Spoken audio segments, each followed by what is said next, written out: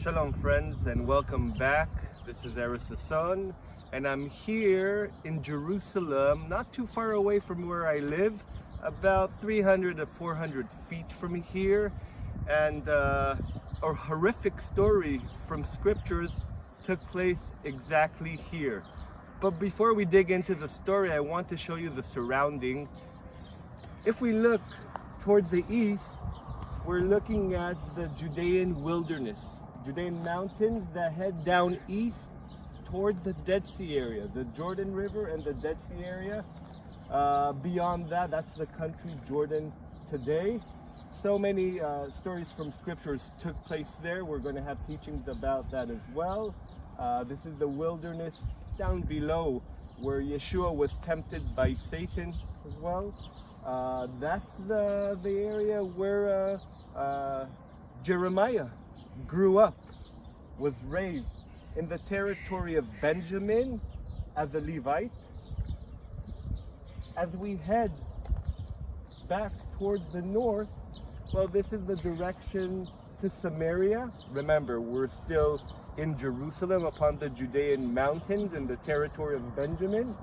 But from here we continue to the north upon the mountain. We could hit Bethel, Shiloh, Sebastia, Mount of Blessing, Mount of Cursing, and so on and so on. This area upon the mountain is the origin of our settling here in the land. You see, friends, Israel is a bridge between continents. It lies right in the center. In the south, we have Egypt, Africa. Up north, Mesopotamia, and people throughout history that wanted to journey from one point to another for whatever reasons they had, they would pass through the land of Israel. Now, the easiest, convenient route would be below the mountain. But right now we're on the mountain. And this as well was a main road that was known as the road of our fathers, or the road upon the mountain. From Samaria, Judea, all the way down to the desert area of the Negev, Nagba, to Beersheba is where the people roamed in ancient times, back and forth. We read about Abraham heading from Samaria to Judea, Alon Mimre, Hebron, and then at times down to Beersheba. I'm guessing depending on the seasons. When it's too hot upon the mountain, when it gets cooler and there's water upon the desert as well, flood water, he would settle in Beersheba. In Judges 19 to 21, in the story that we're going to talk about here, the Levite concubine, we read about a man coming from the mountains of Ephraim and Samaria. And he had a concubine that she left back to her father's home in Bethlehem Ephrata, which is southern from here. And if I'm taking my car and driving there, I'll arrive in about 25-30 minutes, something like that. Yeah, only a few miles away. But back then in the days, a few hours of journey. And he went after her. And he entered her father's house, and he tried to bring her back, make peace with her, talking to her father, which eventually agreed. But it seemed in a very strange way that the father was trying to keep them more and more inside the home. Trying to return back, the father said, stay another day and another day. Perhaps that man knew about the dangers that lies upon the mountains in ancient times. Because we're talking about a time that there was no king in Israel, and each man did what he thought was best. It would be only after 5 days that the man in the evening said, okay, we must leave, heading back to the mountains of Ephraim, back home. And they left. And as they left, the servant of the man suggested that they stop in Yevus, which would be Jerusalem later on. Now, Jerusalem was not really upon the main road. Plus, at that time, Yevus was a pagan city, not from the tribes of Israel. And in Judges 19, verse 12 to 13, it says, but his master said to him, we will not turn aside here in a city of foreigners. We are not of the children of Israel. I mean, we want to stay among one of our own. we will go to Gibeah. So he said to his servant, come, let us draw near to one of these places and spend the night in Gibeah or Ramah. So they came from the territory of Judah, entering the area of Benjamin. Now this whole region, as far as the eye could see, this is Benjamin. And where we are now, my friends, we're on the Tel, artificial mount of Gibeah. That was one of the 4 main cities in the territory of Benjamin, at times was the capital of the whole Benjamin tribe area, especially in the time of King Saul, that called it Gibeah Shaul, the Mount of Saul. Gibeah in Hebrew means a hill. And you guys could see, if we look to that direction, that's called Tel El Ful. And that is an artificial mount at parts of it, and it continues to where we are now, where I'm standing. It's unbelievable, because today this place is a park where people bring their children. You have a lot of grass here. There's an area for dogs. I come with my children to train them for soccer. And I don't think people here have a clue what went on here. Seeing this area, how high it is, and the main road today passing through the mountain, I mean, nothing really changed throughout the years. You could understand why this place was chosen to be a capital of the Benjamin territory. So the Tel that we're looking at was part of ancient Gibeah. That's the higher ground, perhaps where the leaders dwelled. And where I'm standing now here, this also was a part of Gibeah. It was connected. Perhaps this area is where you would have the square, the agora, where more people used to dwell.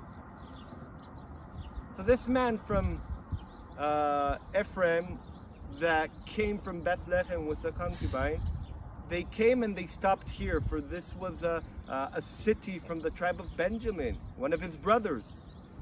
And they stayed in the square area. And nobody let him in, except from a man coming from Ephraim that lived here. He let them in, and they dwelled there. They wanted to stay the night, but the people of Benjamin, a group of perverted people, as scriptures tell it, wanted the man out. They wanted to know him. But of course, the man leading his guests in, that would be betrayal. So he said, no, I'll let out my daughter. Eventually, they let out the concubine. And after the night, when she was attacked and raped, eventually, coming morning, she died. And the man put her on his donkey and led her from here, from where we are, to his home in Ephraim. And over there, he cut her body into 12 pieces and sent it to the tribes of Israel, so they could see what Benjamin did. And in Judges 19 verse 30 it says, and so it was that all who saw it said, no such deed has ever been done or seen from the day that the children of Israel came up from the land of Egypt until this day. Consider it, confirm, and speak up. And then the people said, this could not be. Benjamin must pay for his actions. And they all gathered up, all the tribes in the area of Mitzpeh. We're not sure where that is today. It could be in the area where the prophet Samuel is buried in Nebi Samuel, or in the Tel northern from here. We're not really sure. And over there they said that they will destroy Benjamin, and all the tribes had to take part in it. So the people of Benjamin heard about this, and 26,000 of them gathered in Gibeah around here. Selected men, plus the 700 inhabitants of Gibeah. The tribes of Israel, 400,000. I always tell my people these are biblical numbers, yeah? But the Benjamin people were tough. The Benjamin people knew how to use slings. The Benjamin people were right and left-handed people, and that meant a lot. In Judges 20, verse 16, it says, among all these people were 700 selected men who were left-handed. Everyone could sling a stone at a hair's breadth and not miss. Think about it, yeah? In 1 Chronicles 12, verse 1 and 2, it says, and they were among the mighty men, helpers in the war, armed with bows, using both the right hand and the left hand, and hurling stones and shooting arrows with the bow. They were of Benjamin, Saul's brethren. Every word in scriptures has a meaning. You see, when you engage in battle, or when you defend your city, usually you defend it against the right-handed people, because most people are right-handed. If you're left-handed, then instead of holding the sword on your right hand, you hold it in your left hand. And then your shield is in your right hand. So you're better protected against the attacks from the right. If you engage in battle, one against the other, then people are usually defending against right-handed people. And then you could also attack from the left. You could surprise them. In our case here, where Gibeah stands on the high ground, and you guys could see there's a drop from here. There's a drop going down. People that were such experts with bows, but especially slings, that could hit a target from far away precisely, that meant a lot. That meant that the tribes of Israel down below would have it very, very difficult. Maybe even not stand a chance against Benjamin here. If all of them had slings, how could the tribes come closer and up? That would be a death trap for them. And here we can see it with our eyes. In Judges 20, verse 19 to 21, it says, so the children of Israel rose in the morning and encamped against Gibeah. It would be around here, just down below. And the men of Israel went out to battle against Benjamin. And the men of Israel put themselves in battle array to fight against them at Gibeah. Then the children of Benjamin came out of Gibeah, from where we are, heading down. And on that day cut down to the ground 22,000 men of the Israelites. During all this time, the children of Israel were looking for a counsel from the Lord. And they went back weeping to Shiloh, that is beyond these mountains. Remember, where the tabernacle stood there for so many years. And they wept before the Lord of Israel. And then they understood they need to return back the next day and fight again. In Judges 20, verse 24 and 25, it says, so the children of Israel approached the children of Benjamin on the second day. And Benjamin went out against them from Gibeah on the second day, and cut down to the ground 18,000 more of the children of Israel. All these drew the sword. 18,000 soldiers were again killed around here from all the tribes of Israel. But this is already the second time. The tribes of Israel are trying again against Benjamin with no success. And yet after their second defeat, the tribes of Israel returned to Shiloh, weeping, fasting until the evening before the Lord, giving burnt offerings in the tabernacle and before the Ark of the Covenant. And the Lord answered them, saying, victory will be yours. Return and defeat Benjamin. But this time they had a different strategy. They would choose 1,000 selected men that would gather around here, around Gibeah, to ambush the people of Benjamin. And then the rest of the children of Israel engaged in battle. This time they would call upon the Benjaminites to leave Gibeah, the high grounds, where they had their advantage. Now the people of Benjamin, I could just imagine them saying, well, we defeated them twice. I mean, let's get it over with finally, yeah? They didn't learn anything until now. Let's teach them a lesson they'll never forget. And they were so full of themselves that they said, all right, let's head down. So they started heading down. And the children of Israel waited in an area called Gibeah. Gibeah, that is northern to Ramallah today, yeah? Further on that direction. And they gathered in other areas.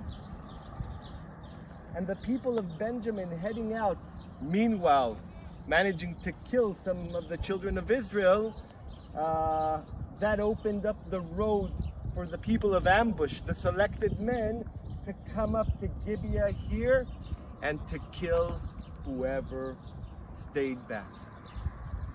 Now the sign was, when the coast is clear, to light a fire here where we are, a fire and smoke that will be seen from far away. That's exactly what they did after they took over Gibeah. Where we are, where the smoke rose, the children of Israel understood it and started coming toward Benjamin. And the people of Benjamin, looking back, seeing the smoke, the fire from here, said, uh-oh, now we're in trouble. And they gave their backs to the children of Israel, and the children of Israel attacked them and killed them. And all in all, 25,100 of the children of Benjamin lost their lives here, were killed. Some of them tried to escape and were killed further on. Eventually, as it says in Judges 20, verse 47 and 48, but 600 men turned and fled toward the wilderness to the rock of Rimmon, and they stayed at the rock of Rimmon for 4 months. The rock of Rimmon is further toward the wilderness area. They stayed over there. And the men of Israel turned back against the children of Benjamin and struck them down with the edge of the sword from every city, man and beast. So the Benjamin tribe had other cities all around here, and the tribes went after them, one after another.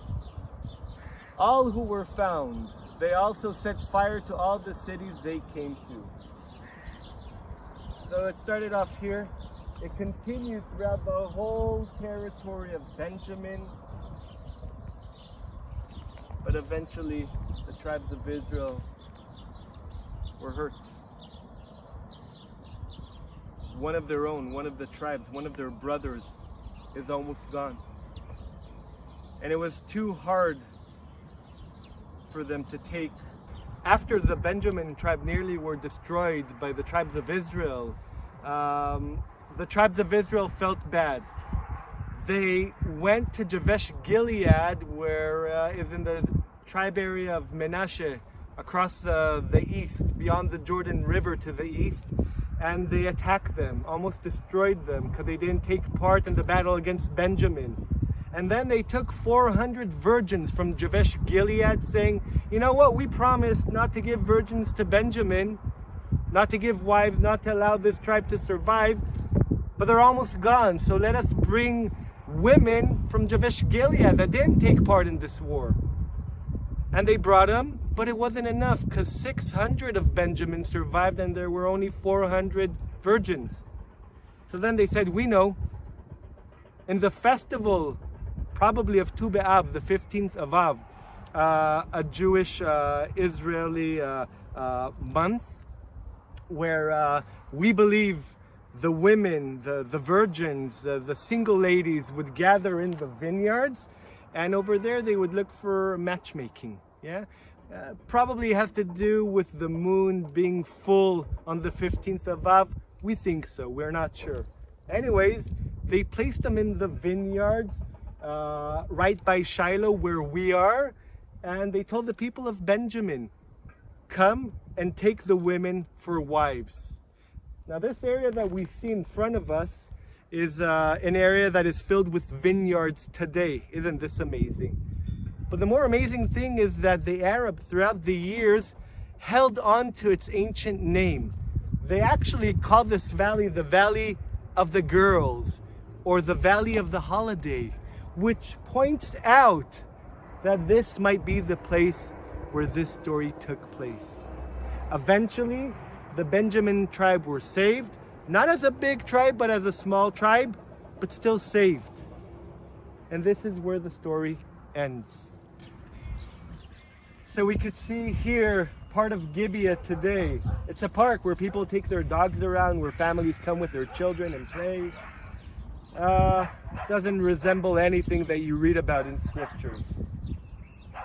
Perhaps here, in this grass area in the center, is where the square was, where the man came from Bethlehem with his concubine and eventually was led into the house of the man from Ephraim.